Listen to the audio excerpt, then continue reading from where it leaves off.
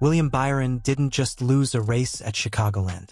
He lost control of it in the space of one pit cycle. After leading 94 laps, sweeping both stages, and looking untouchable for most of the night, Byron and the number 24 team looked like they were finally about to put everything together. Then one decision on pit road changed the entire outcome. Suddenly, Chase Briscoe was out front, Byron was chasing, and a race that felt all but one slipped right through Hendrick Motorsports' hands. But here's the real question. Did one pit call actually cost Byron the win? Or was Briscoe simply better when it mattered most? Stick around, because this race had everything. Strategy, chaos, speed, pressure, and a finish that's going to leave fans arguing all week. NASCAR's return to Chicagoland Speedway already felt big before the green flag even dropped. It was the Cup Series' first trip back there since 2019, and the energy in Joliet absolutely reflected that. 4th of July weekend, patriotic paint schemes up and down the field, and a track surface that had aged just enough over the years to force teams to adjust on the fly. Nobody really knew exactly how this race would evolve, and that uncertainty showed up almost immediately. The night started with pure chaos. On the opening lap, a crash collected Ricky Stenhouse Jr., Ryan Preece, and rookie Connor Zilisch. Zilisch slammed the inside wall and recorded his 4th DNF in just 7 starts. Another brutal setback for a young driver still trying to find stability at the Cup level.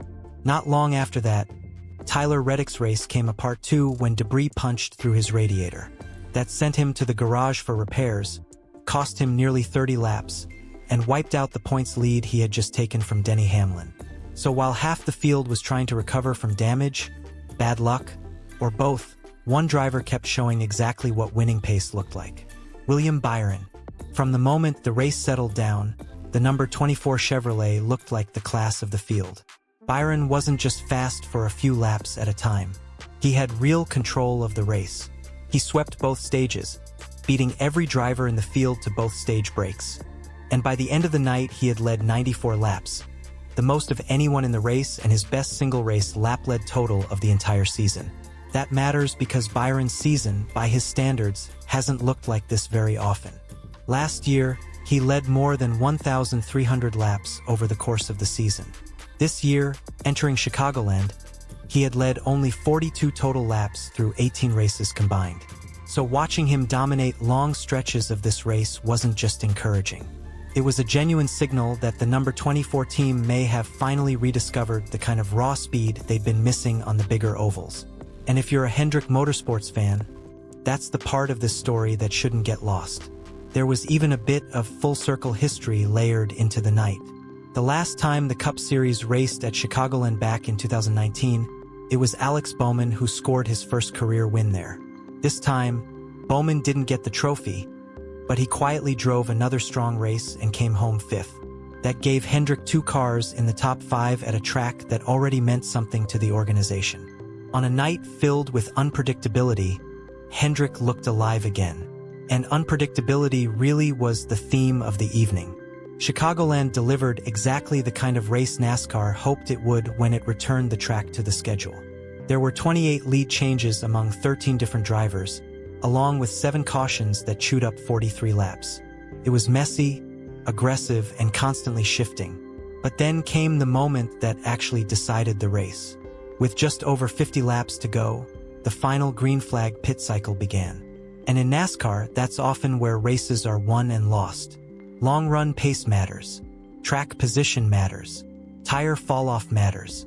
But when the race reaches that final green flag sequence, the team that times it best usually ends up in victory lane. Chase Briscoe's crew chief, James Small, made the first aggressive move. He brought the number 19 Toyota to pit road on lap 215. That's the undercut. The idea is simple.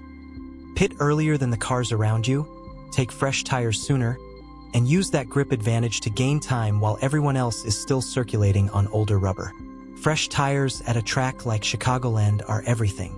On the first few laps after a stop, they can completely change the balance of a race. More grip means better corner entry, better drive off, and more speed per lap right when every 10th counts.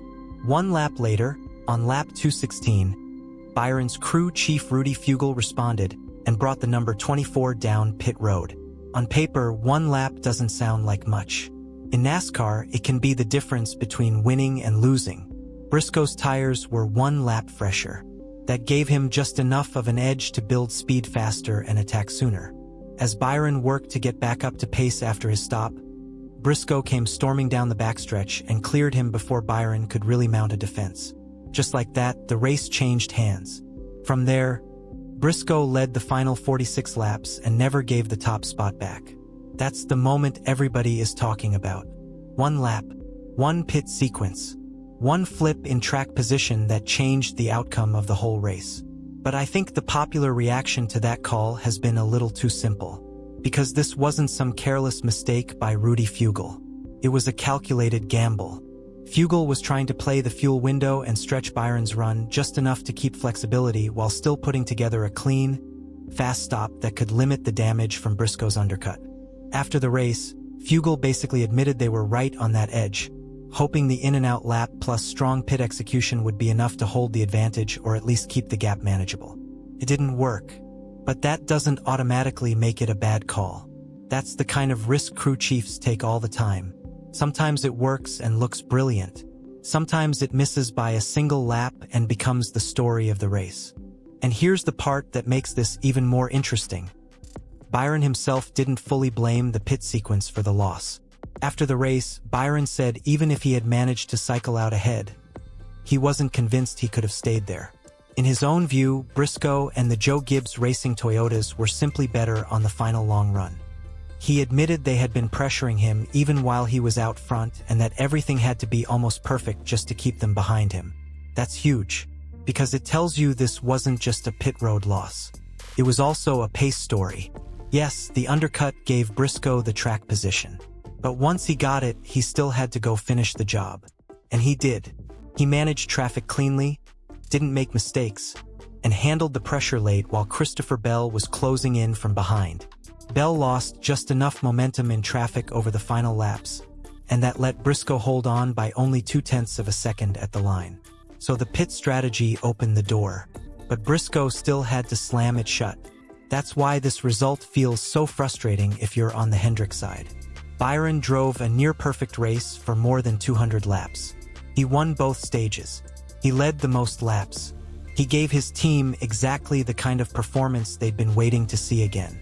And somehow, that still only translated into a 4th-place finish. That's racing at its cruelest. You can do almost everything right and still lose because someone else timed 1 moment better than you did. Now, zoom out for a second because this result matters beyond just 1 missed trophy. Byron's 4th-place finish still carried real value in NASCAR's in-season challenge format. He went head-to-head against his own teammate Kyle Larson, and Larson had a nightmare of a night. After spinning from 3rd in Stage 2, Larson fell all the way back to a 34th-place finish. That handed Byron the tiebreaker and pushed him into the 3rd round, where he'll now face Ryan Blaney. Alex Bowman's 5th-place finish also gave Hendrick another quiet positive. It was his best run since Texas in May, and combined with Byron's speed, it suggests this organization may be finding something again at exactly the right time. And if anyone in the Hendrick camp is panicking over this loss, one number should calm them down. Byron is still 92 points above the cut line with 7 races left in the regular season. So yes, this was a missed opportunity. Yes, it hurts because the win was there. And yes, it stings even more with Denny Hamlin sitting comfortably atop the standings after Reddick's problems. But Chicagoland also showed something equally important. William Byron's speed is back. That may be the biggest takeaway of the entire night. For weeks, the number 24 team had looked solid but not dominant. Fast but not dangerous enough. Present but not controlling races. At Chicagoland, that changed. Byron looked like a driver who can win again soon. Not in a vague, hopeful way. In a very real, measurable, race-controlling kind of way. And now that's what makes the next race so compelling. Because the question isn't whether Byron can run up front anymore. He answered that. The question now is whether Hendrick Motorsports can turn that speed into a finish. Can they close one of these races when the pressure rises? Can they beat the Toyotas when the strategy gets tight? Can Byron and Fugle take what they found at Chicagoland and actually cash it in next time? We won't have to wait long to find out. NASCAR heads straight to Atlanta for the Quaker State 400. Another fast oval, another high-pressure race, and another huge chance for the number 24 team to prove this wasn't just a one-week flash. Byron will also have that in-season challenge matchup with Ryan Blaney hanging over the weekend, which only adds to the pressure. And honestly, that's what makes this next one so fascinating. If Byron shows up to Atlanta with the same kind of balance, long-run speed, and confidence he had at Chicagoland, then victory lane may not stay out of reach much longer. But if another late pit cycle, another tiny strategy swing, or another missed execution moment gets in the way, then this Chicagoland race is going to feel less like a breakthrough and more like a warning sign. Because in NASCAR, momentum is fragile. You can build it in 1 week and lose it in one decision. Byron proved the speed is there. He proved the number 24 team can dominate again. He proved Hendrick Motorsports still has the tools to control a race on a big oval. Now comes the hardest part, finishing it. Was Chicagoland the night William Byron announced that his season is finally waking up?